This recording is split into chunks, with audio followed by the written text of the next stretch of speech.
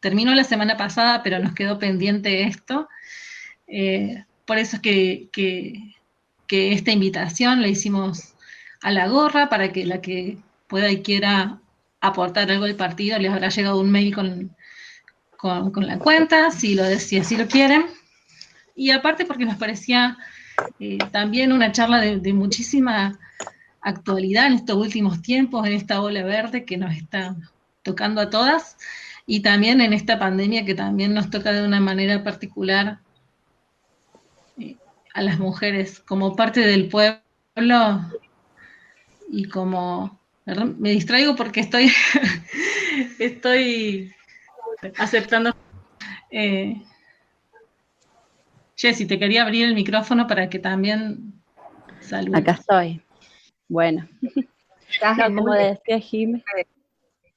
¿Cómo? No, le decía a Jimé que está en varias funciones.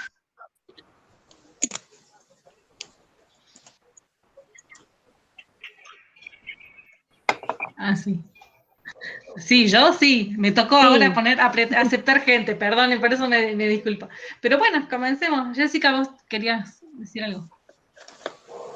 Ay, mira, ahí están diciendo que el YouTube no está activo. Ahí, bueno, calculo que en breve ya estará.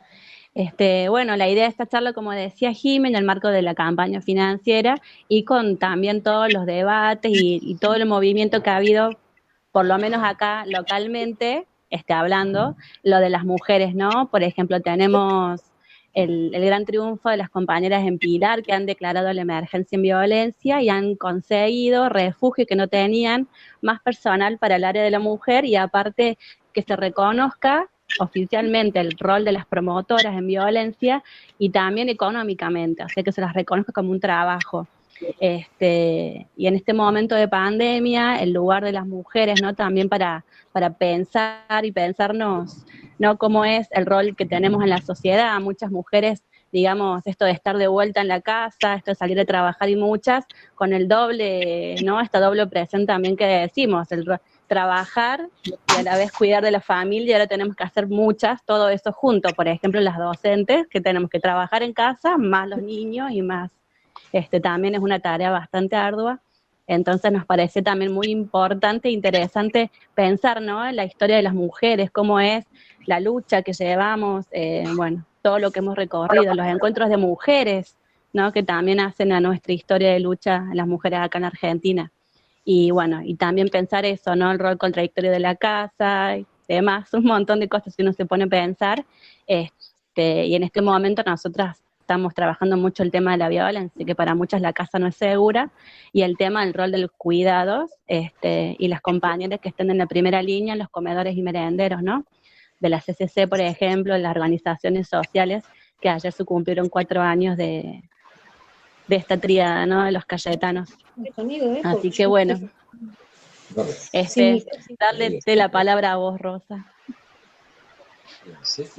Yo me silencio. Bueno, gracias. Gracias a las organizadoras y a todas las compañeras y a algunos compañeros que están acá. Bueno, me da mucha alegría, como les decía, en esta especie de pre-reunión que hemos tenido, de poder estar compartiendo, aunque sea en esta forma limitada que es la virtualidad, pero bueno, también la aprovechamos y tiene sus ventajas porque podemos coincidir en este espacio desde lugares bastante distantes, ¿no?, que antes no lo podíamos hacer presencialmente. Yo he organizado la charla esta, que vamos a referirnos a un movimiento que está presente con muchísima fuerza, aún en las condiciones tan difíciles de la pandemia, ¿no?, y que es un movimiento además muy heterogéneo, muy complejo y que está en desarrollo, ¿no? Por eso creo que siempre cada una de estos encuentros para reflexionar sobre el tema nos deja siempre la inquietud de seguir, por supuesto, participando, que es la cuestión principal, y al mismo tiempo tratar de estudiar en esa realidad compleja y también avanzar en el estudio teórico, porque hay problemas muy importantes y algunos problemas nuevos donde nosotros estamos tratando de aproximar alguna respuesta, pero no es que tenemos todo resuelto. Uno podría decir por suerte, ¿no? Porque el día que tengamos todo resuelto, también sería pensar que el movimiento puede terminar. Bueno, yo les decía que organicé la charla haciendo una breve referencia sobre la situación actual para ir después a los temas que ustedes me propusieron, que sería el origen histórico de la opresión de las mujeres para poder entender entonces el origen de la lucha de las mujeres, ¿no? Con esta idea tan sabia de Mao Zedong de que donde hay opresión hay resistencia, y por lo tanto se puede entender más profundamente las luchas de resistencia si uno entiende también las causas que provocan esas luchas. Y en segundo lugar, me referiría, como dije, al desarrollo histórico de ese movimiento, llegando hasta el momento actual, por supuesto muy sintéticamente, y finalmente poder avanzar en los debates que hay hoy en el movimiento de mujeres. En esa última parte tal vez podamos ya interactuar con las preguntas que ustedes vayan haciendo, porque son los debates en los que estamos metidas todos los días, ¿no? Bueno, sobre la situación actual, creo que todas sabemos que es una situación muy grave, muy seria, de una crisis muy profunda, donde esta verdadera catástrofe sanitaria, esta pandemia, lo que ha hecho es agravar todas las otras crisis que venimos sufriendo hace décadas, pero que se profundizaron en esos fatales 4 años del gobierno macrista y que seguimos festejando la posibilidad de haberlo podido derrotar electoralmente. Acá se mencionaba Jessica la conmemoración de ayer de 4 años del movimiento de los Cayetanos, que fue un núcleo principal en esa lucha, que permitió acumular fuerzas al movimiento popular en las calles contra las políticas del macrismo, y nos permitió converger en ese frente político, el Frente de Todos, en el que participamos, que tuvo el mérito, tal vez principal, de haber permitido derrotar al macrismo.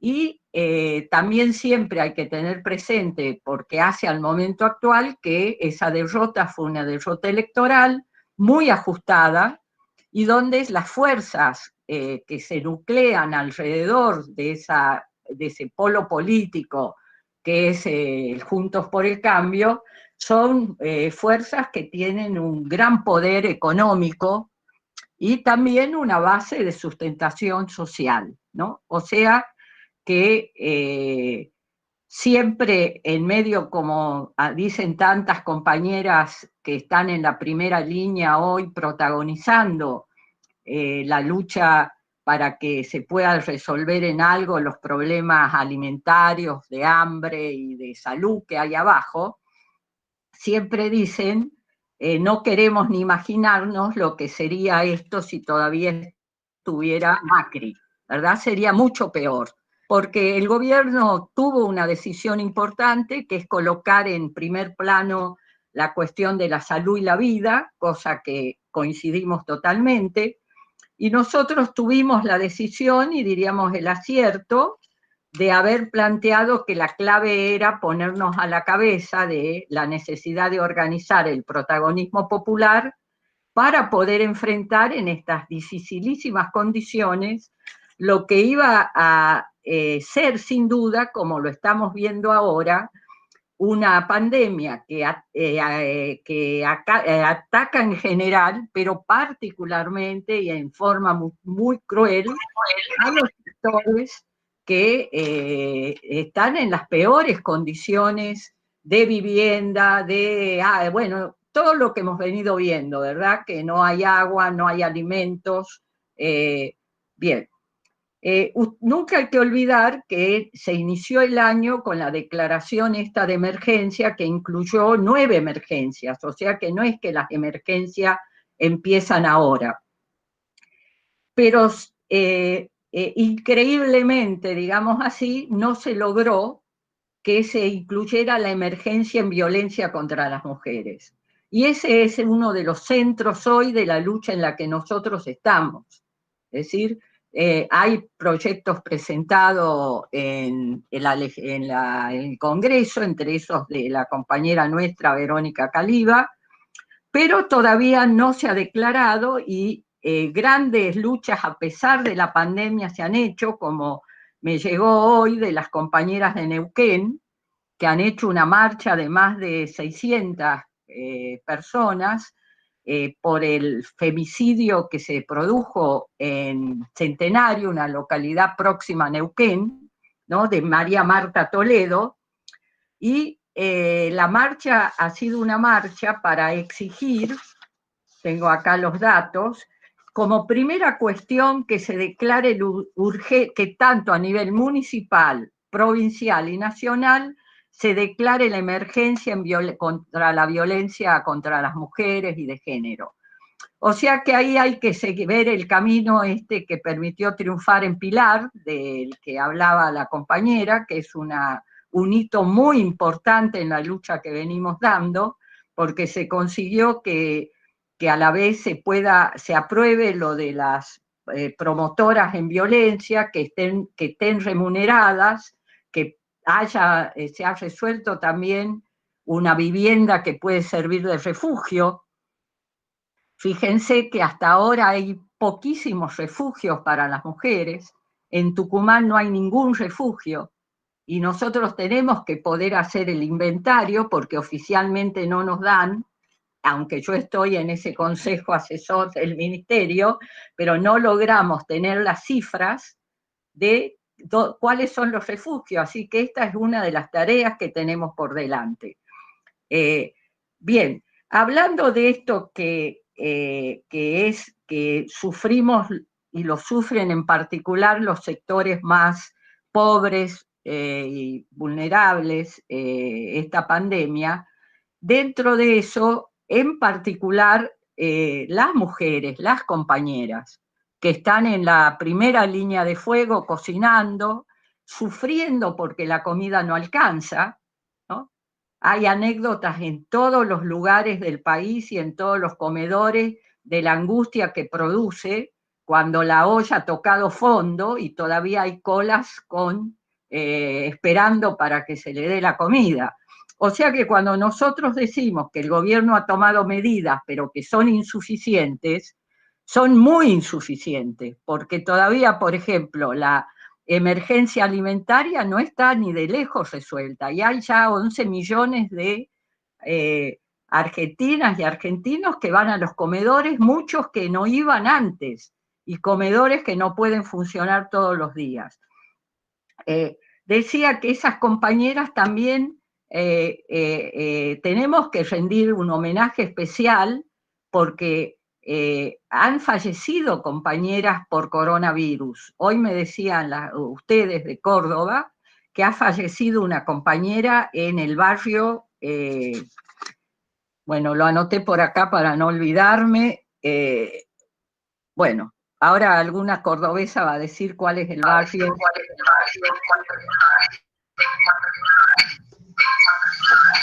No sé. Bueno, dentro de esta situación que se ha agravado durante la pandemia, tengamos en cuenta que hay casi 300.000 despidos que se han producido durante estos meses. 294.600, a pesar de que está prohibido los despidos, como tantas cosas que se ha conseguido bien, digamos así, que el gobierno resuelva, no se cumplen, ¿no? Entonces tenemos que movilizarnos para que eso se pueda cumplir. Lo mismo los casos de violencia, no solo de los femicidios, ¿no? Que desde ya a nosotros nos atañe particularmente, porque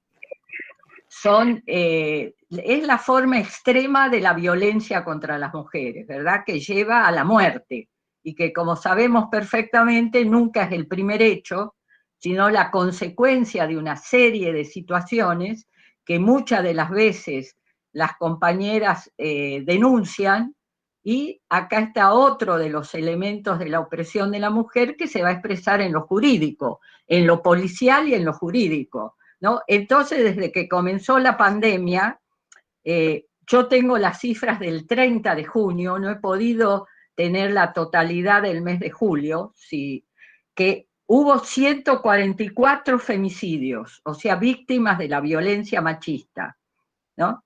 40% en los propios hogares. Esto que decían ustedes, que la situación de encierro agudiza el problema de tener que vivir con el agresor, con el violento dentro de la casa y todo el tiempo, ¿no? Y siempre hay que recordar que cada una de las víctimas implica a la vez otra serie de víctimas que son los chicos, ¿no? Hay 177 chicos que se han quedado sin madre en este lapso hasta el 30 de junio. Y también las familias, ¿no? Las madres, bueno, es decir, es una situación, digamos, tremenda. Pero a la vez está esto que decíamos, como no ha cesado la lucha, contra el hambre en estos meses, y tampoco la lucha de las mujeres, como lo que decíamos de lo de Pilar con el triunfo que tuvimos, o la lucha de Neuquén, o la movilización que se hizo en Tucumán hace 2 días para evitar que el marido la matara a una compañera, ¿no? O sea que somos nosotras y las promotoras que se están organizando en todo el país las que estamos actuando ante la falta de acción efectiva de parte del Estado. O sea que esa es la red que nosotros tenemos que sostener y fortalecer. Bien, respecto a este tema de cómo se profundiza la crisis y la situación, yo solo querría agregar que acá se está, digamos, manifestando una ley que es inexorable. Cuando no se golpea arriba, se descarga abajo. O sea, la crisis se ha seguido todo este tiempo descargando abajo, en los casos y muchos otros más de lo que hemos mencionado, porque no se ha tomado ninguna medida de fondo para golpear a los que todos estos años y décadas, y uno podría decir en todo el desarrollo de este sistema de explotación, se han seguido beneficiando, acumulando riquezas, ¿no? Y en un puñado cada vez más pequeño, y millones que estamos en la situación que estamos. Cuando decimos ninguna medida es porque, por ejemplo, el impuesto a las grandes fortunas está todavía parado en el Congreso, impuesto donde nosotros hemos empujado y está ahí. Lo mismo en la situación esta de lo de Vicentín, que hay que seguir la lucha, porque Fernández ha retirado el DNU y demás, pero los obreros de las obreras y obreros de la lindandería de Avellaneda y los aceiteros que han salido a la lucha en Reconquista, ¿no? Están sufriendo ahora el revanchismo patronal. Por lo tanto, vuelve a darse esta situación, que si no se avanza, se retrocede. Bueno, y a la vez hay una gran batalla que nosotros perdimos, que es la batalla alrededor de que no había que pagar la deuda antes de investigar, porque la deuda es con el pueblo, sigue siendo con el pueblo, y por lo tanto, sentándose a negociar, se ha ido aceptando paso a paso una cantidad de imposiciones de los acreedores, que sabemos quiénes son, no solo son de afuera, sino que tienen fortísimos intereses adentro, como el grupo BlackRock, por ejemplo, ¿no? Entonces hemos terminado aceptando, el gobierno terminó aceptando pagar los intereses mientras negociaba, que son 4.000 millones de dólares, aceptó la legislación extranjera, y bueno, y aceptó reconocer el capital total de la deuda. Al mismo tiempo es cierto que se ha conseguido aliviar, un alivio, digamos así, de la carga enorme que había dejado el macrismo, ¿no? Que realmente en una cuestión de tipo criminal hacia el pueblo y hacia el país, que era tener que pagar más de 15.000, creo, millones de dólares por año. Eso se ha reducido a 1.000 millones por año. Entonces, la gran batalla ahora es con ese respiro, digamos así, que se ha conseguido. No es que nos sacamos la mochila de la deuda, pero por lo menos se la aligera un tiempito, ¿no? ¿Qué política vamos a empujar y vamos a ayudar que se concrete para que ese dinero vaya a resolver verdaderamente los grandes problemas que tenemos? Porque si el plan productivo, por ejemplo, es eficaz, tiene que ir al desarrollo de una industria nacional autónoma, como hemos dicho tantas veces, que la Argentina está en condiciones de hacer como se hizo en un momento aviones, hacemos satélites, es decir, tenemos una fuerza humana y tenemos las condiciones objetivas para un desarrollo económico independiente.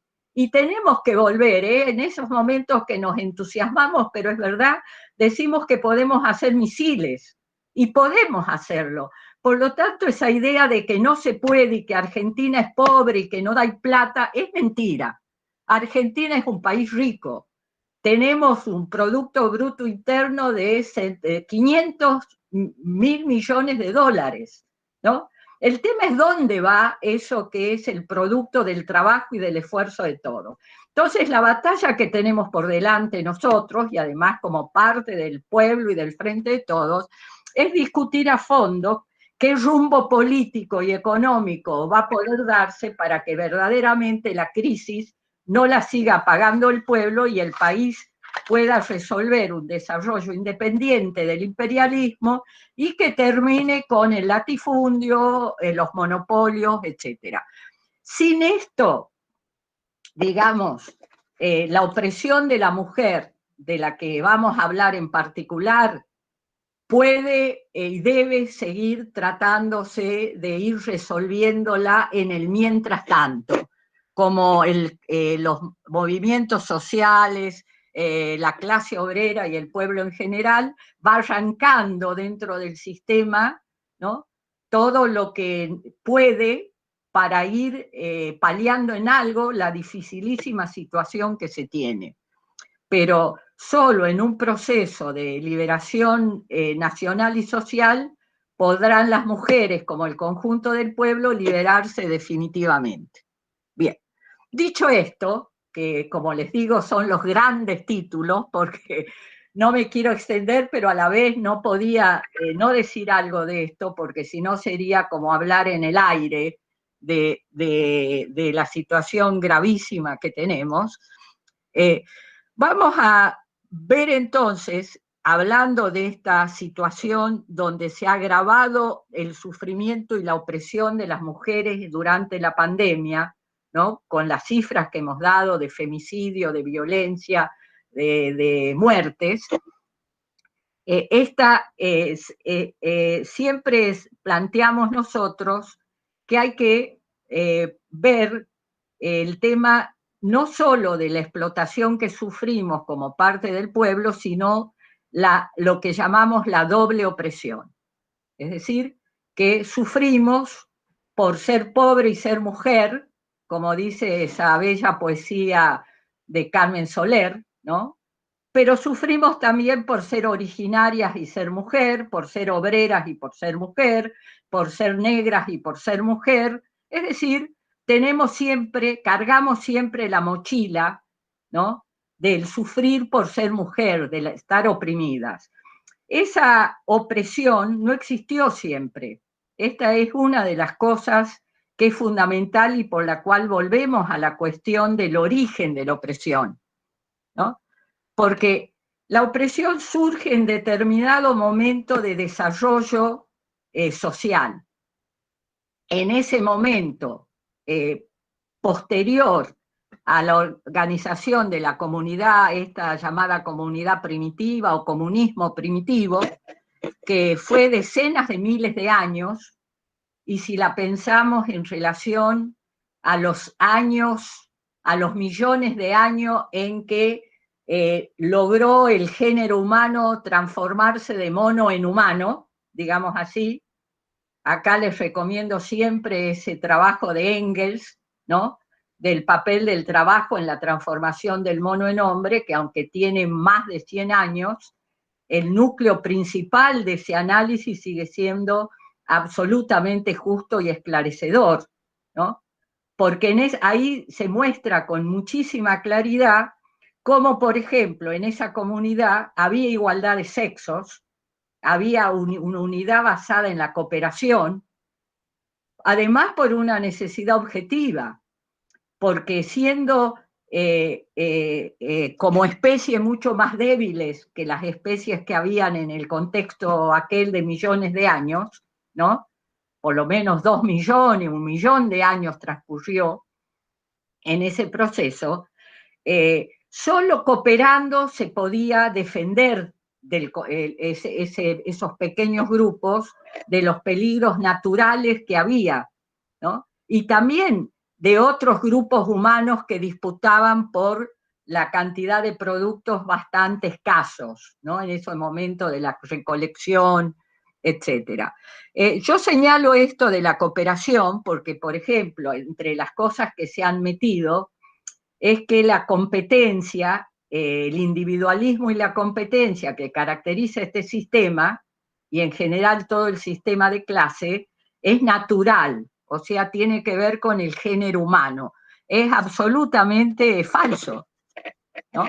No solo porque vemos la capacidad de solidaridad que hay hoy, ¿no? En nuestro pueblo, en nuestras mujeres, sino porque la humanidad no hubiera llegado hasta acá si no hubiera primado la solidaridad en sus orígenes y la cooperación.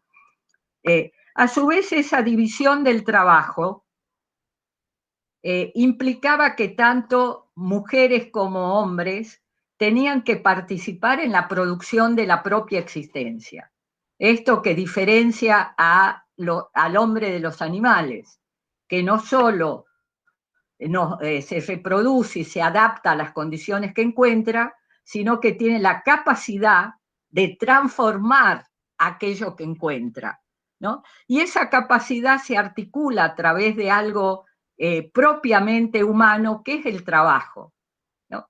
Entonces, el lugar en la producción y el trabajo va a ser decisivo en el desarrollo de todas las fases del desarrollo de la sociedad. Y en esta primera etapa, el hecho de que la mujer no solo tuviera un lugar en la producción que era elemental al comienzo, o sea, en la recolección y en la caza, ¿no? Pero al mismo tiempo empieza a darse una división del trabajo a través de algunas diferencias que tienen que ver con lo biológico y el sexo, por una razón bastante obvia, digamos así, de que hay un periodo importante. Hay algún micrófono que hace mucho ruido, no sé cuál es, pero bueno, perdón. Les decía que en esta cuestión de la diferencia del trabajo, creo que es el de Gilla. Gilla, me parece que tu micrófono... Acabo de cerrarlo. ¿Sí? No. Bueno, disculpen. Ahora sí. Bueno, lo que les decía es que esa división que tiene que ver con una cuestión biológica, que es que es la aparición, es decir, que las mujeres tenían un periodo de meses que no podían participar a la par de los varones en la cacería, y a la vez con los primeros meses de lactancia se quedaban en el lugar en el que se asentaba a ese pequeño grupo. Pero tanto no era esto una cuestión de jerarquías en esa sociedad, que es la mujer que por esa misma condición la que descubre la posibilidad del cultivo, es decir, de la agricultura, y libera en parte a ese grupo de lo que es la búsqueda fortuita de lo que se recolecta. Por lo tanto, en todas las comunidades de este larguísimo periodo de la humanidad, la mujer tenía un lugar relevante. Inclusive la filiación, o sea, la posibilidad de determinar en qué familia quedaban los hijos, era de tipo materna, ¿no? Es decir, nosotros no nos gusta hablar de matriarcado porque daría la idea de un poder de las mujeres. Y vamos a ver que las mujeres no tenían, recién va a haber un poder de un grupo sobre otro cuando la sociedad se divide en clases y surge el patriarcado. Pero en este largo periodo de filiación materna, ¿no?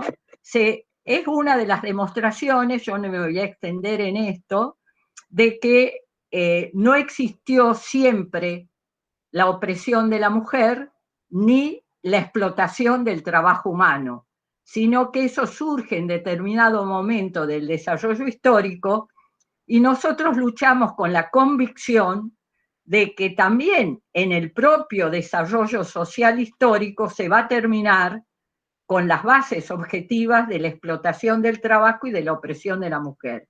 Y nos apoyamos en los grandes ejemplos históricos de las grandes revoluciones, rusa, China, la de Cuba, que abrieron un periodo importante, ¿no?, de liberación de la explotación y de grandes avances en el momento de desarrollo de las condiciones de vida de las mujeres, ¿no?, y de avance en ese proceso de liberación.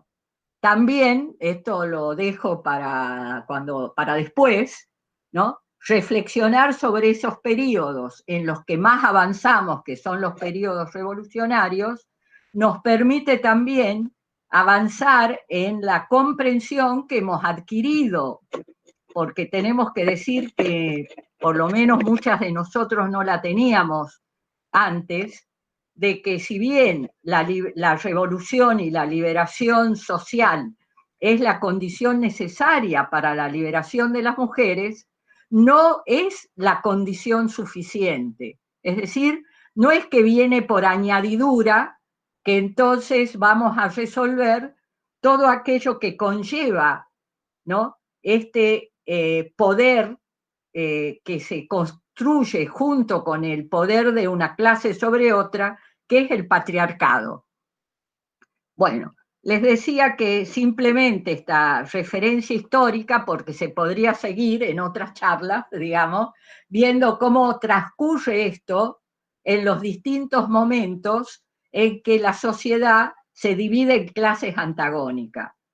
Pero sí nos interesa retener que ese momento surge cuando aumenta la productividad del trabajo y se genera un excedente, es decir, ya no solo se produce para lo que se necesita para vivir, sino que se produce un poco más.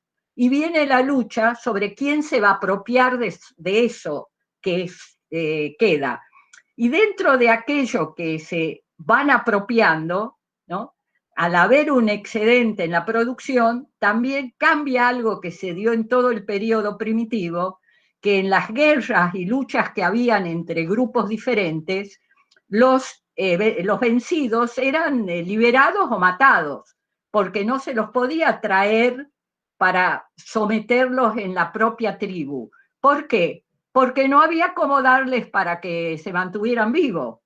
O solo que recién cuando hay un excedente es posible la esclavitud.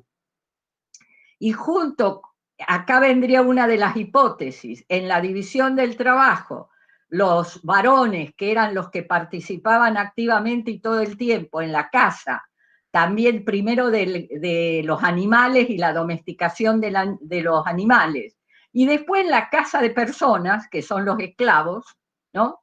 Entonces, esa situación le confirieron un poder ya previo que en determinado momento les permitió plantear que era necesario que lo que era de ellos lo heredaran sus hijos. Y acá surge el gran problema, junto con esto de la propiedad privada, que no es posible, ahora sí, gracias al ADN, ¿no? Pero aún hasta el ADN no se puede saber quién es el padre, pero la madre es segura, no puede negarse quién es la madre, ¿verdad? Entonces los padres, porque el patriarcado no es otra cosa, como su nombre lo indica, que el poder del padre, quiso imponer quién heredaba, y tenían que heredar sus hijos. Y entonces se cambia la filiación materna y se impone la paterna. Es una lucha de décadas, por ahí de siglos, ¿eh? No la veamos que de un día para otro se dice terminó este derecho, empieza este otro.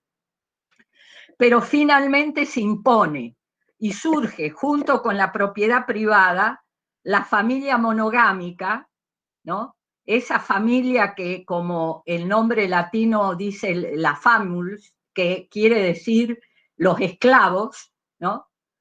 Tiene un patrón, digamos, padre padrón, ¿no? Padre patrón, que es dueño de la mujer, de los hijos y de los esclavos, ¿no? Por eso es muy importante, yo les voy a leer, no he traído citas, salvo esta de Engels, que les quiero leer, que es del libro que también citamos siempre, que es El origen de la familia, la propiedad privada y el Estado. Es un libro de 1884, fundamental para todos los debates que están planteados hoy alrededor del patriarcado,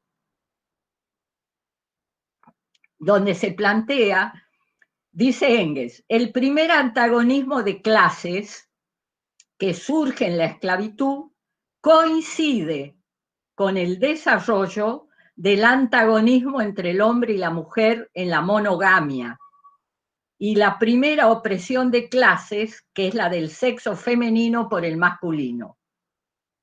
Y va a decir en otra parte, la monogamia y su consecuencia, la prostitución, es la primera gran derrota de las mujeres. Podríamos decir que desde entonces comienza la gran lucha de las mujeres, ¿no? A partir de esa gran derrota. La mujer es recluida en el trabajo doméstico, marginada del trabajo social, salvo las esclavas, que esto siempre hay que ver. O sea que muchas veces se habla, por ejemplo, lo mismo en la Grecia antigua y demás, de la parte de la población libre, pero la inmensa mayoría que trabaja son esclavos en todas esas civilizaciones. Y las mujeres esclavas trabajan a la par de los varones. Siempre yo recuerdo que tenemos que decir que hasta el siglo XX, o digamos, hasta una parte del siglo XIX y XX, la lucha de las mujeres queda invisibilizada, ¿no? Dentro de la lucha de los hombres, digamos así. Siempre hablamos de Espartaco como el gran símbolo de la lucha de los esclavos, y tendríamos que encontrar alguna Espartaca, ¿no? Porque sin duda las mujeres esclavas eran crucificadas después de cada una de esas rebeliones con la cabeza para abajo, igual que los esclavos en todos esos caminos de Roma, ¿no? Pero aún en esos momentos, la mujer esclava sufría además la violencia sexual de los amos. ¿Por qué? Porque en realidad, como esto lo desarrolla Rita Segato, ¿no? A mí me parece importante en este aspecto, porque Rita plantea que en la violación ¿no? Y en el uso en esta cosa de gran violencia sobre la mujer, hay fundamentalmente una cuestión de poder, no de placer, sería, ¿no? Bueno, dejemos de paso este tema, pero las esclavas eran violadas para que produzcan más esclavos, ¿no? Porque era muy importante y trabajaban hasta los 9 meses a la par de los varones y además procreaban, o sea, esto, como así vamos sacando algunas conclusiones en esta cosa medio a las apuradas que estoy dando, pero una de las conclusiones es que la opresión de las mujeres, la que en el siglo XX se va a expresar en la categoría conceptual de género, o sea, la opresión de género, ¿no? Es transversal a todas las clases sociales. Pero no la sufren de igual modo todas las clases sociales.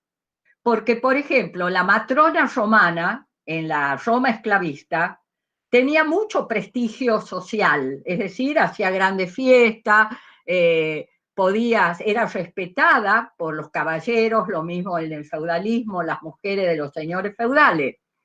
Pero en su casa, es decir, así como oprimían y trataban a los siervos y a los esclavos con la misma crueldad y prepotencia que los varones, ¿no? Sufrían en la familia la opresión del marido, eran sirvientas y siervas del marido, ¿no?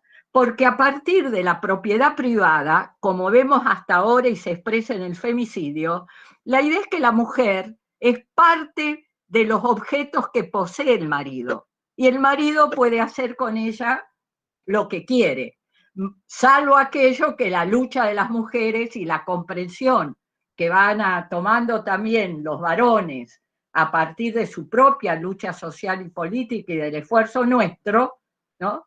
Se va limitando.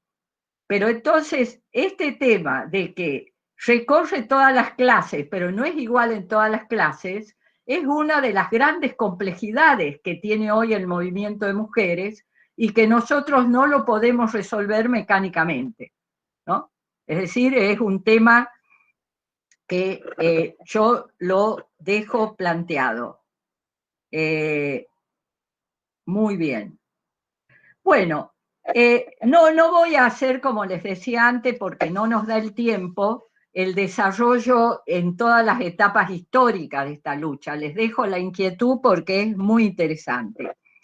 Lo que sí pegaríamos un pequeño salto para el momento del capitalismo.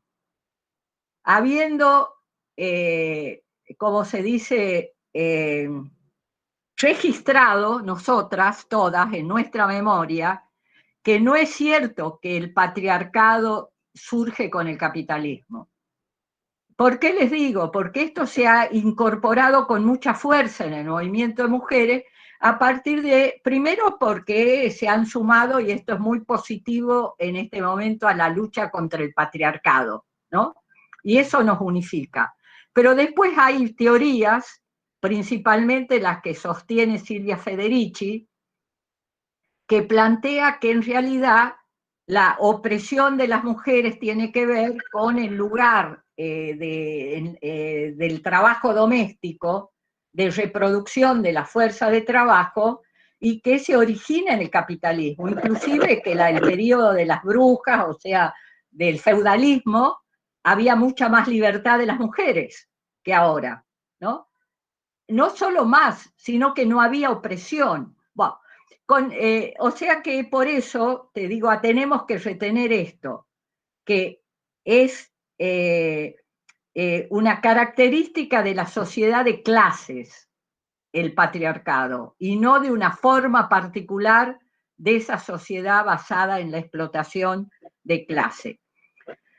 Al mismo tiempo es cierto que recién con el capitalismo, o sea, con el ascenso revolucionario de la burguesía, el movimiento de mujeres va a adquirir visibilidad con una organización propia.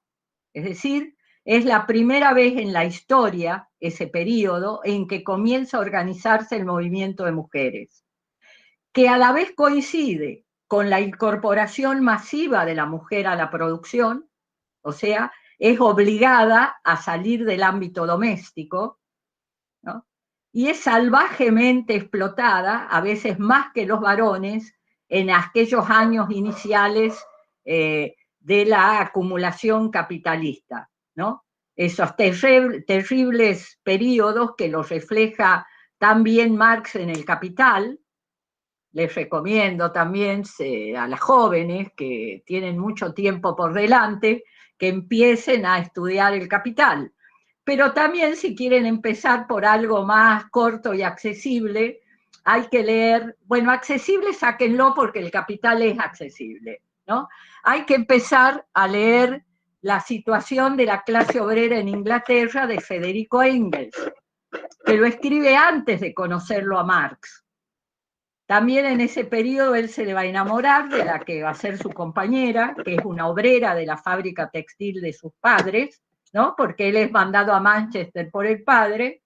Les recomiendo un artículo de Hernando Val, que está en La Marea Digital, muy bueno, sobre esta cuestión de la obra de Engels. Bueno, pero ahí se va a reflejar cómo el capitalismo en esas sórdidas fábricas de la manufactura e inclusive antes de la revolución industrial, ¿no? Son explotadas en esas fábricas y después en el trabajo a domicilio, donde esto del trabajo a domicilio, decía creo que Jessica, hablando de esto, de nuestro teletrabajo hoy, ¿no? Ojo con el teletrabajo, porque genera una de las condiciones más importantes antes y ahora para la superexplotación de la fuerza de trabajo y en particular de las mujeres,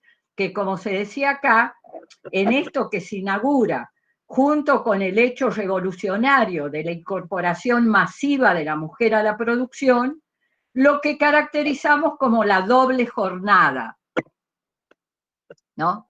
La doble jornada es que trabajamos explotadas fuera de la casa y tenemos que seguir trabajando para resolver todas las tareas domésticas, o casi todas, digamos, cuando hay cooperación de otros integrantes de la familia.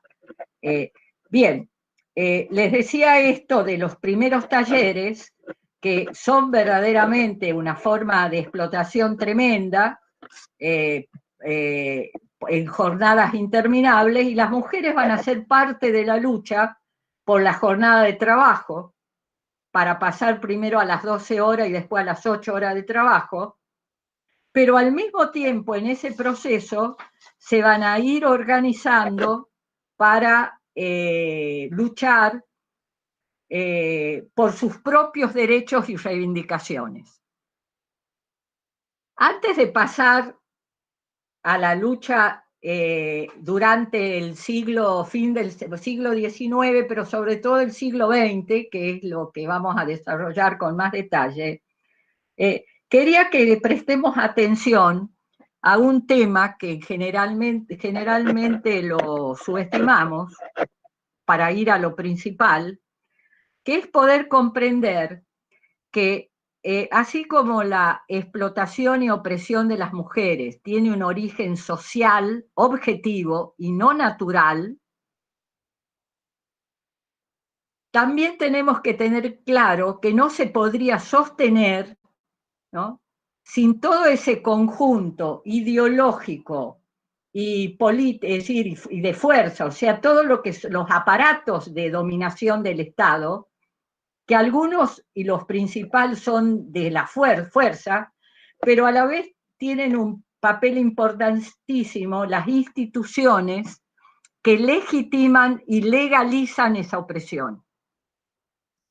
Es decir, nosotros tenemos que librar la lucha en los dos terrenos, antes y ahora.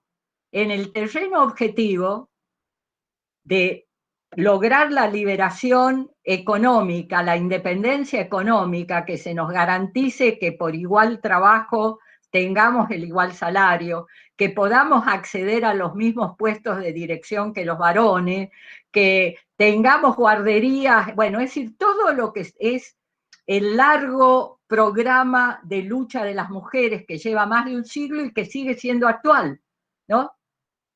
No solo en el terreno social, sino, como les decía antes, cómo se va a expresar todo eso en el terreno político, por ejemplo. Aún hoy, en Argentina se ha conseguido la ley de cupos, muchas veces decimos echa la ley, echa la trampa, pero por lo menos tenemos una ley. Pero a nivel mundial, solo los puestos de políticos de gestión, solo el 25% está en manos de mujeres. Y habría que ver en la Argentina cuál es la porción, la proporción de esos puestos, ¿no? Como parte de esa lucha política. Pero me quería referir a algo que para mí tiene la misma importancia, que son los mitos, las costumbres, las cuestiones religiosas y filosóficas, y a veces hasta científicas, ¿no?, que sostienen desde el punto de vista de la legitimación la dominación de las mujeres. Para que tengan una idea, en ese periodo del esclavismo en la Grecia clásica, uno de los grandes filósofos, que fue Aristóteles, ¿no?, sostenía, entre las cosas que en general solo se aprende cuando uno se introduce en el movimiento de mujeres, porque hemos estudiado la lógica de Aristóteles, la metafísica, pero nunca nos habíamos enterado, por ejemplo, que Aristóteles plantea con esta cuestión de los dos sexos y un genitor, ¿no?, es decir, que solo tiene capacidad de germinar, es decir, de fecundar el varón, y que la mujer es pasiva en eso.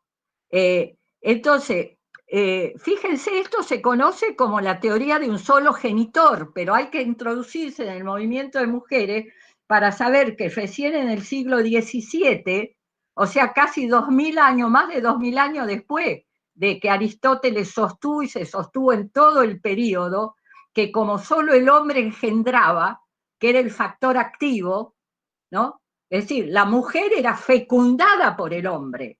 Sin el hombre no podría fecundarse, pero tampoco, diríamos ahora, en realidad se puede fecundar el óvulo dentro del cuerpo materno sin que por ahí haga falta el sujeto hombre, ¿no? Pero no hay posibilidad sin el óvulo. Es decir, hay dos gestores, sería, pero esto tuvo que tardar 2000 años para que Harvey planteara, ¿no?, que hay elementos germinativos que aportábamos las mujeres, ¿no?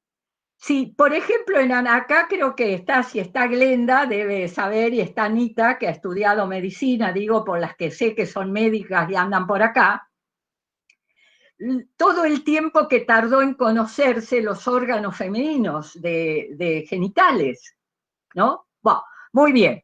Digo, todo esto son, como quien digo, títulos para que ustedes se entusiasmen y vayan a ver en qué medida Glenda dice que así es. Bien. Bueno, fíjense, después los mitos, como les decía antes, el propio mito de Pandora, ¿no?, que ahora lo conocemos todo, de que lleva una ánfora que está lleno de maldiciones, ¿no? La mujer porta las maldiciones. Pero ese mito se inicia en todo el periodo preclásico, antes de las clases sociales, con la idea de que ese es un cofre lleno de tesoros, no de maldiciones. Y todo el culto a la fecundidad y a la mujer en las comunidades primitivas estaba unido al papel de la agricultura, ¿no? O sea, que, bueno, pensemos en las religiones monoteístas, que se gestan todos sobre la ley del Padre, ¿no? Dios Padre Todopoderoso, creador del cielo y de la tierra, y dentro de eso la crea a Eva de una costilla de Adán. y encima Eva es la culpable de que Adán coma el fruto prohibido del árbol, que dicen que es del pecado, pero en realidad es el árbol de la sabiduría, porque el saber da poder, ¿no? Entonces no podía llegar ni el hombre ni la mujer a tener ese saber. Y la maldición con la que los echan del paraíso es a Eva, vas a parir con dolor, ese es tu castigo. Y a Adán, vas a ganar el pan con el sudor de la frente, ¿no? Entonces, fíjense el lugar de opresión, de sometimiento, de casi, digamos, como una condición divina, la del poder de estas religiones que se han... Pero no es culpa de las religiones, ¿eh? Las religiones son las que legitiman ese orden social. Por eso, como ya decía Marx y los marxistas en aquel periodo inicial, ¿no? No solo hay que criticar la religión, hay que luchar contra las condiciones objetivas que permiten que eso subsista. Y no solo por los aspectos negativos, digamos, de la religión, sino, como va a explicar el propio Marx, ¿no? Por la forma de consuelo sustituto que traen las religiones, ¿no? Y por eso Marx decía que solo cuando esto deje de ser el valle de lágrimas, este mundo, que es el que hay que cambiar, las religiones van a seguir teniendo como consuelo para los más oprimidos, como la posibilidad del paraíso y la liberación en otro momento, ¿no? Les digo esto para ver la importancia que tienen las batallas ideológicas en todos los terrenos de las ideas, ¿no? Después vamos a ver de paso cómo también en la psicología se da esta cuestión, ¿no? Para que es la que yo conozco, pero debe estar en todas las ciencias, ¿no? Porque al tiempo de luchar para terminar con las causas de la opresión y de la explotación material, hay que luchar al mismo tiempo para revolucionar el terreno de las ideas. Y este es un grandísimo aporte de Mao Zedong y de la revolución cultural proletaria, donde por algo se llamaba revolución cultural, la primera revolución que se hace desde el poder y sacando las enseñanzas que le dan al Partido Comunista de China y a Mao Zedong la derrota de la revolución socialista en la Unión Soviética, ¿no? Bueno, muy bien. Esto, digamos, no quería dejar de plantearlo, aunque como les decía, cada uno de estos temas puede ser una charla o un seminario, si ustedes quieren, donde estudiemos todas juntas, pero que hay que hacerlos. Bueno, vamos entonces a los hitos. ¿No se están muy cansadas? ¿No? Me parece que no, estamos todas muy atentas, creo. Voy a seguir. Ya que me voy avanzando, puedo ir menos rápido. Les decía que el tercer punto eran los hitos en la lucha de las mujeres. Dejamos afuera todo el periodo previo a los siglos XIX y XX, y les quería traer dos hechos del siglo XVIII. Uno es la Revolución Francesa. Las mujeres participan activamente en cuanto son una parte muy grande de la plebe, de las mujeres campesinas, en la gran rebelión que termina en Francia con el poder monárquico e instala el poder de la burguesía. Fíjense que son las mujeres, la avanzada que va sobre Versalles, ¿no? Y lo arranca el rey a su corte porque necesitan el pan y los alimentos que están acumulados ahí mientras los hijos de las campesinas se mueren de hambre, ¿no? O sea que tienen sin duda una participación descollante. Sin embargo, no van a participar en ninguno de los órganos de poder que instala esa revolución. Y tampoco van a ser mencionados sus necesidades y derechos en la Declaración de los Derechos del Hombre. que uno siempre lo entendía que de frente a lo de hombre estamos incluidas, y pareciera que no, ¿eh? Porque recién en 1791 Olimpia de Gouges, en la lucha para que se incluya eso, escribe un libro muy importante y una declaración, que es la Declaración de los Derechos de la Mujer, ¿no? Algo parecido va a pasar en todo el proceso de independencia de Estados Unidos, ¿no? Donde las mujeres tienen que organizarse y van a ser las primeras que se organizan para luchar por sus derechos políticos, ¿no? Y desde ya económicos, que, bueno, pero sigo con el siglo XVIII. Otro hecho muy importante es la Comuna de París. En la Comuna de París, por primera vez, la clase obrera, que ya se ha organizado en forma independiente de la burguesía, ¿no?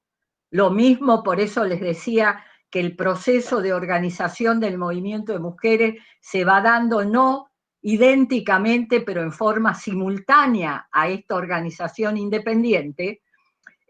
La clase obrera toma el poder en París, dura poco tiempo, ¿no? Pero yo les dije 1771, no, 1871, perdón, 1871, ya fue la Revolución Francesa, ya Marx y Engels escribieron el Manifiesto Comunista, ya hay grandes luchas obreras y populares en Francia, y entonces en ese periodo de lucha triunfa el proletariado en París.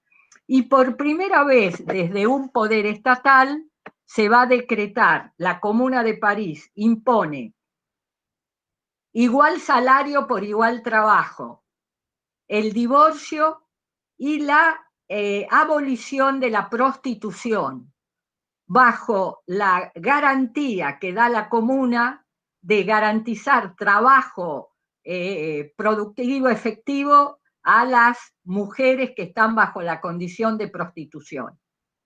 Fíjense hoy que algunas organizaciones de mujeres, ¿no? Y en eso casi se logra ahí en un desliz que ahora se meta como parte de la economía popular, ¿no? La prostitución, es decir, el trabajo sexual, cuando cada vez que la clase obrera y el pueblo llega al poder, reconoce la ignominia que es la necesidad de que las mujeres tengan que entregar, ya no solo entregan la fuerza de trabajo, entregan todo el cuerpo, ¿no? Para sobrevivir. Por lo tanto, esta idea de que es una profesión libre, bueno, es un debate en el que hemos estado metida este último tiempo, por eso lo asocio, que ya en 1871 el primer gobierno obrero la prohíbe, pero con la única forma que es efectiva esa ley, porque en la Argentina también está abolida,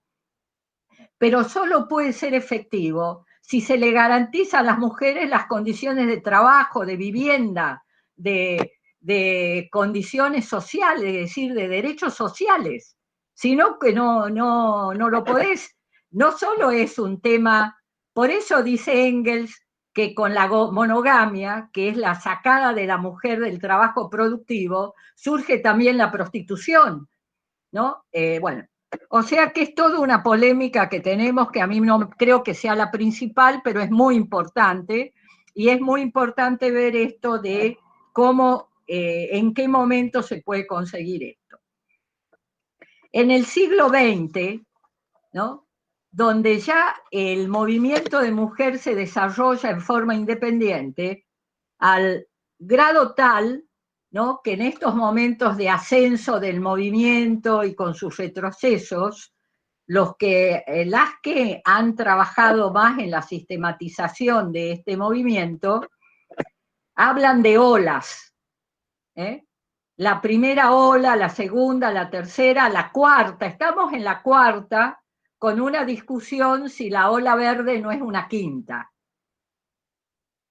De todos modos, más allá de que le llamemos ola o no, son periodos que están caracterizados por una expresión importante del movimiento de mujeres. uno de los hitos que se señala es todo lo que antecede y sigue a la Primera Guerra Mundial, que es 1914. Pero antes de eso, ya está toda la lucha de las mujeres que va a dar origen a la implantación del 8 de marzo como Día Internacional de la Mujer Trabajadora o Día de la Mujer. Digo, larga lucha que hasta ahora se discute ¿por qué el 8 de marzo? Yo no me voy a meter en eso, les remito a artículos que ha escrito Germán Vidal en el Hoy, que siempre discute aún con las compañeras que, bueno, hay una discusión. La cuestión es que ¿por qué? Porque en 1908 hay una gran marcha de mujeres, el 8 de marzo en Nueva York, que es reprimida. Después hay una ocupación de los talleres Cotton, también en Nueva York, que se incendian y que mueren una cantidad de mujeres, ¿no? Entonces hay una discusión también, porque la primera vez que se establece el Día de la Mujer, o una de las veces que se establece a nivel estatal, tiene que ver con el 23 de febrero, esa gran marcha de mujeres en la Rusia zarista, que encabezan las mujeres y son reprimidas por el zar, ¿no? ¿Y por qué el 8 de marzo? Porque el 23 de febrero del calendario gregoriano ruso es el 8 de marzo. Entonces se plantea que por eso el 8 de marzo. Bien. Lo importante es que antes del 14, ya en 1910, se hacen 2 congresos internacionales de mujeres que los organiza y preside Clara Zetkin, que es una gran comunista alemana que pelea para que se imponga el Día Internacional de las Mujeres, y es en el año 1910. Recién en el año, y se impone, ¿no?, el 8 de marzo como Día Internacional de la Mujer Trabajadora. Recién en el año 1975 las Naciones Unidas reconocen el 8 de marzo como Día Internacional de la Mujer. Y está muy bien, que es de todas las mujeres, pero no diluyamos que es de las mujeres trabajadoras principalmente también, más en un siglo ya, donde la mayoría de las mujeres somos trabajadoras. O sea, ya diríamos que somos todas trabajadoras. Muy bien.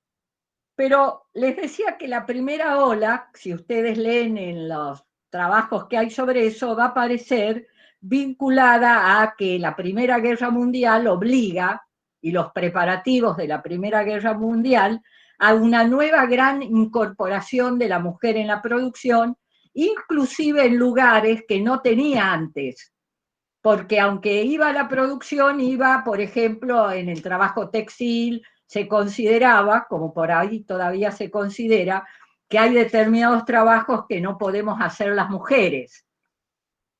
No solo trabajos de fuerza, que podría ser hasta que recuperemos nuestra fuerza natural, digamos las mujeres, que la perdimos en siglos de sometimiento, ¿no?, que la tengan que hacer los varones. Pero, por ejemplo, tienen que pelear para manejar un colectivo, que no exige ninguna fuerza, ¿no? Entonces hay discriminación. Bueno, en la guerra no tuvieron más remedio, sería así, que las mujeres vayan a trabajar porque no estaban ahí. Y acá vuelvo a insistir en esto, de que la incorporación en la producción y el lugar en la producción es una condición necesaria en el proceso de liberación de las mujeres.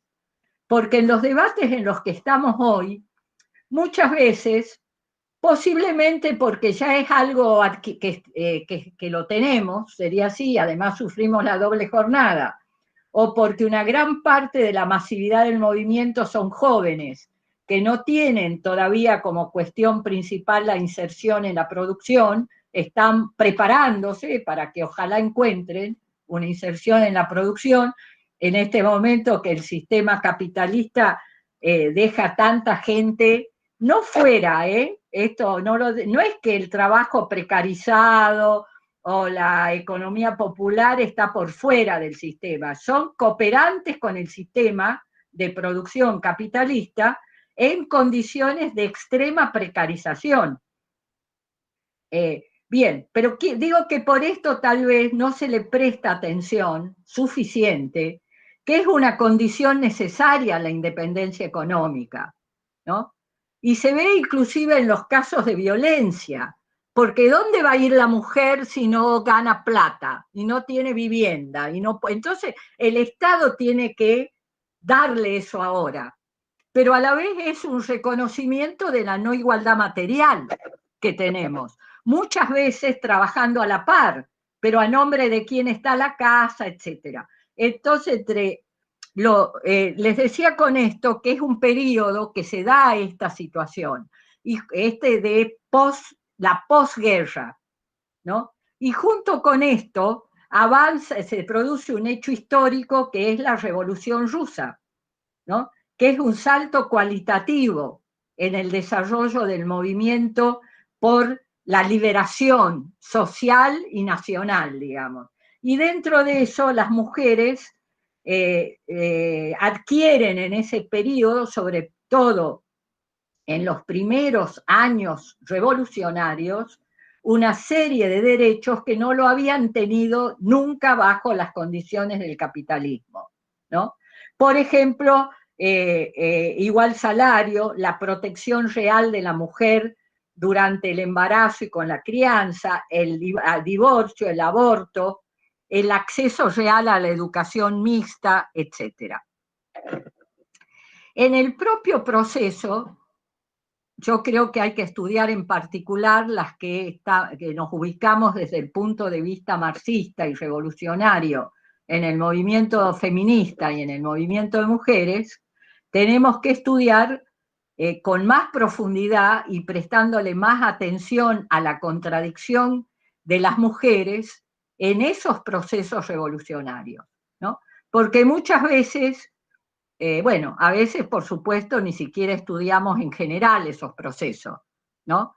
Cuestión que ahora las ideas dominantes plantean que como no han servido o fueron derrotados, no hay que olvidarse, y sin embargo no se va a poder ir más allá que hasta donde llegaron esos procesos en la lucha revolucionaria si no se estudia y se aprende de los aciertos y los errores de esos procesos.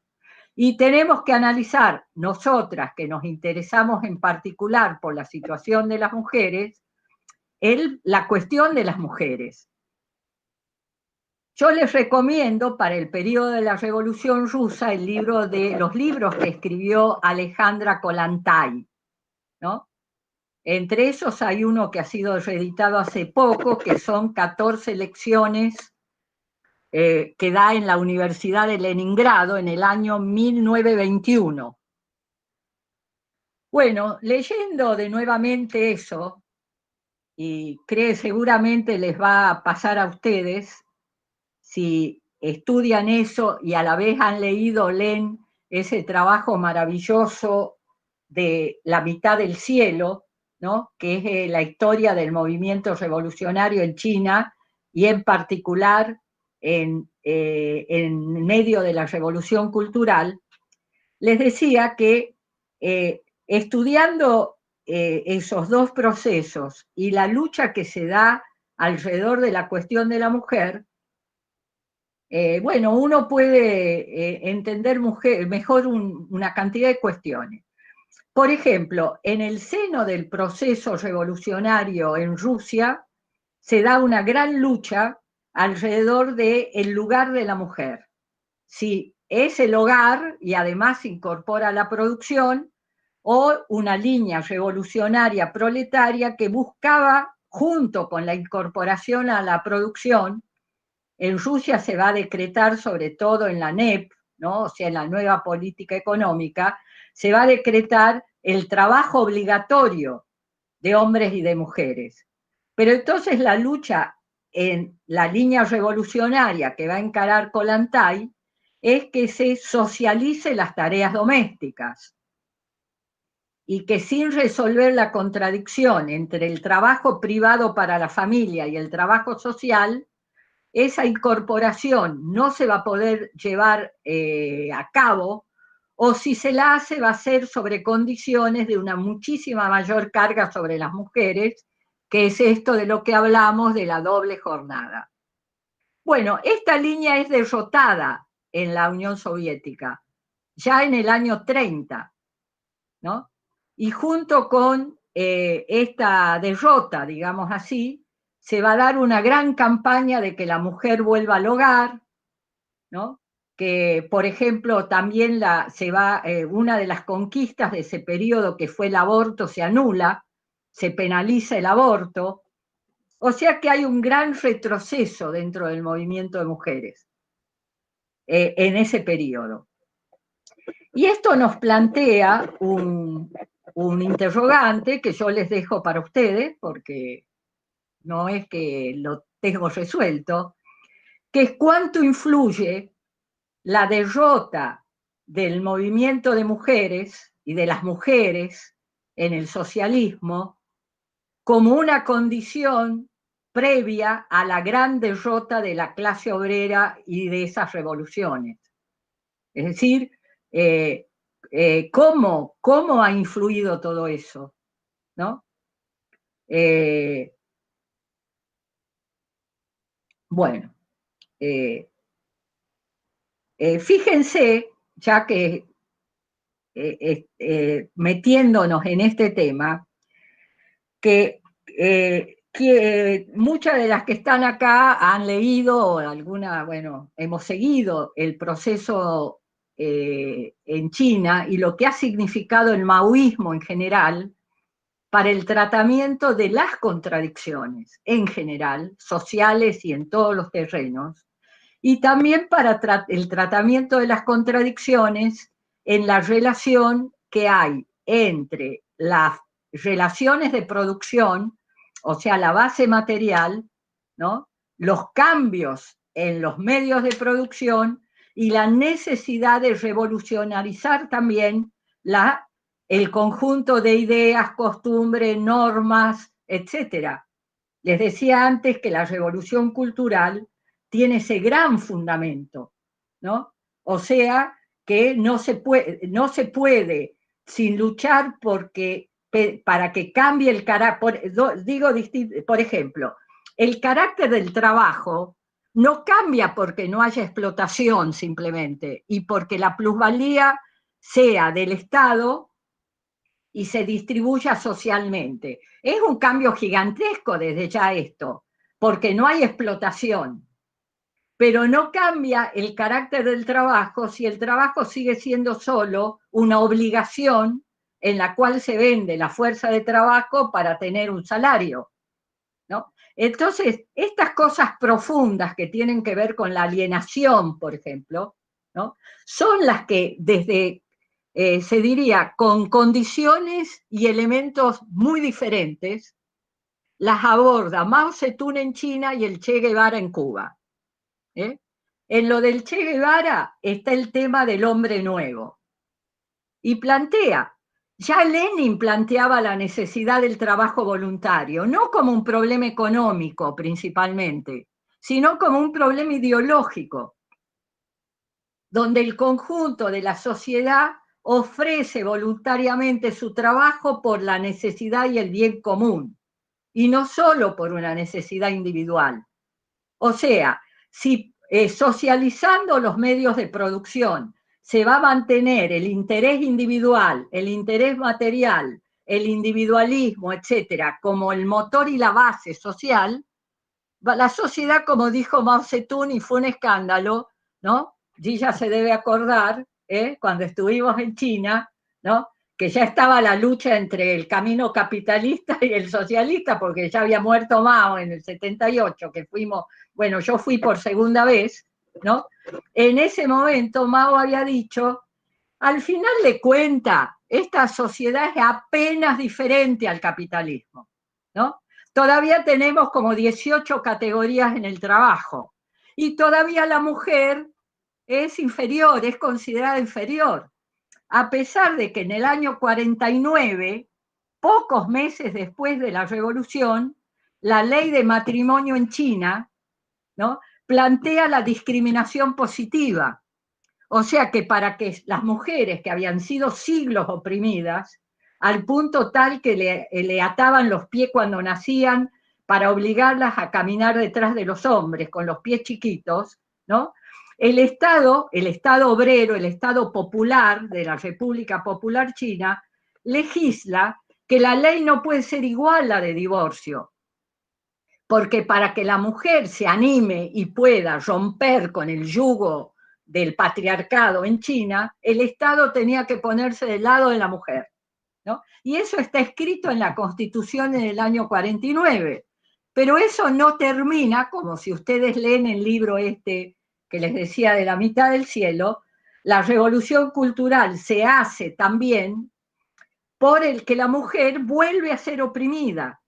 Y las grandes entusiastas de la revolución cultural son las mujeres, ¿no? Y aparece el papel en las comunas y demás. Bueno, les quería decir, como no dar el tiempo para que hablemos de todo, ¿no? Que si uno ve cómo se aborda la contradicción en Rusia con Kollontai y cómo se aborda en China, se va a dar cuenta de esta diferencia filosófica, ideológica y de comprensión del marxismo, de que no es que porque cambie la base material automáticamente va a cambiar todo, ¿no? Aunque es condición necesaria, repetimos, pero no cambia por eso mismo todo, y cómo no es obligando, ¿no? O sea, que así como el Estado de las clases dominantes reprime y persuade y se sostiene sobre el consenso, ¿no? También el cambio de sociedad tiene que ir ganando un consenso, no solo en los niveles jurídicos, sino en las costumbres y en las ideas, ¿no? Y dentro de eso tiene que resolver algo que es muy difícil resolver, que es el machismo, es decir, el patriarcado. Si uno quiere ver lo que cuesta eso, hay que ver lo que fue la revolución en Cuba, por ejemplo, donde las mujeres que inclusive se habían sumado a la guerrilla y después habían participado en la gran campaña de alfabetización cuando triunfa la revolución, no logra resolverse, así como tampoco han logrado con los esfuerzos que hicieron resolver la discriminación a los negros y negras, no han resuelto el tema del machismo. Pero es imposible, porque si tiene por lo menos 10.000 años, ¿alguien puede creer que en 10 años, 3 años, 50 años se va a resolver si no hay una lucha activa también en el terreno ideológico y de las costumbres y de las ideas profundas? Imposible, ¿no? Entonces esto me parece que es una cuestión muy importante. O sea, los aportes teóricos ideológicos que hizo el marxismo en los distintos momentos, que hizo el Che, que hay que leer en estas cosas, aunque el Che no dejaba de ser machista, obviamente, pero cuando pensaba lo superaba, como pasa con tantos compañeros, y también, digamos, en este terreno, los aportes del maoísmo, ¿no? Que son fundamentales. También en este periodo de la segunda posguerra, donde se va a producir un nuevo salto, aunque estamos en la primera ola, se van a producir los aportes en el terreno de la psicología, de la antropología y de la cultura, que van a ayudar a la comprensión de esta opresión específica de las mujeres. Uno de esos libros o de esas autoras, que sobre todo la gente que está en antropología, que acá veo en historia, en psicología, hay que leer, es Margaret Mead. Ella es la primera, es una inglesa en el año 1948, que estudia determinadas comunidades y llega a la conclusión que las cualidades de género, masculino y femenino, macho y hembra, no son naturales, es decir, no son por el sexo biológico, sino que se adquieren socialmente y que se adquieren con cualidades diferentes según las comunidades, donde lo que es apreciado como masculino o como femenino en cada una de esas comunidades sociales. Y el otro gran aporte, año 1949, es el de Simone de Beauvoir, ¿no? Que escribe un libro que para nosotras, las ya de muchos años, digamos, fue un libro muy esclarecedor, que es El segundo sexo, donde también estudia cómo lo masculino y lo femenino se modela como una identidad adquirida y no natural, y se modela en oposición de un sexo contra otro. Por lo tanto, esta idea de contraposición principal de sexos no ayuda al desarrollo del movimiento de mujeres, porque sería luchar a la vez que contra el patriarcado para la comprensión de cómo la sociedad modela una identidad masculina para poder explotarla mejor. Y ahora hay algunos trabajos muy interesantes sobre las masculinidades, ¿no? Entre esos, yo he leído, gracias a un compañero que me ha insistido que lo lea, un trabajo de un profesor de Neuquén sobre cómo entre los obreros petroleros se utiliza la idea esta de si sos macho o no sos macho, para ver cuántas horas aguantás, qué trabajos más pesados podés hacer, ¿eh? No seas mariquita, no llores porque no volvés a tu casa, ¿no? Sí, o sea que no puede ser de otro modo, ¿verdad? Porque la sociedad prepara, y la educación en particular, dentro de esas grandes instituciones que legitiman, ¿no? Los sujetos aptos para reproducirla, ¿no? Por eso todas las veces que alguno nos dice, bueno, ¿qué hinchas tanto con lo de las mujeres si hay mujeres más machistas que los varones? Claro, ese es el rol que tienen asignado, formar a los hijos en las concepciones patriarcales y machistas. Por eso lo fundamental de esta gran revolución del movimiento de mujeres es que la cambio de la cabeza de las que van a ser madres y van a estar al cargo de las familias, porque esas jovencitas que vemos y esas chicas de 5, 8 y 10 años ya, que van a las marchas cada vez más chicas, no van a decirle, no, esto vos no lo hagás porque sos varón, esto que lo haga tu hermanita. Entonces, ahí sería la importancia que tiene, ahora vamos a decir las limitaciones, de la lucha contra el patriarcado en general, porque la lucha contra el patriarcado en general golpea en los pilares fundamentales que sostienen este sistema capitalista imperialista de opresión. Por lo tanto, no subestimamos la importancia que tiene esa lucha por cambiar las cabezas y por pelear leyes y todo lo demás. Simplemente decimos que el cambio a fondo es imposible si no se da vuelta, como diría Mártires López, no se da vuelta el viento. Y para eso tiene que soplar con una fuerza revolucionaria. Bueno, no puedo dejar de mencionar a nuestros padres tutelares de la psicología oficial hoy en las facultades, que es Freud, que es el monumento al falocentrismo en la sexualidad, ¿no? Con una cabeza finita de chiquita que habla de la envidia al pene y del complejo de castración y se sigue repitiendo hasta ahora, ¿no? O de nuestro Lacan, que sigue hablando como si fuera natural la ley del padre.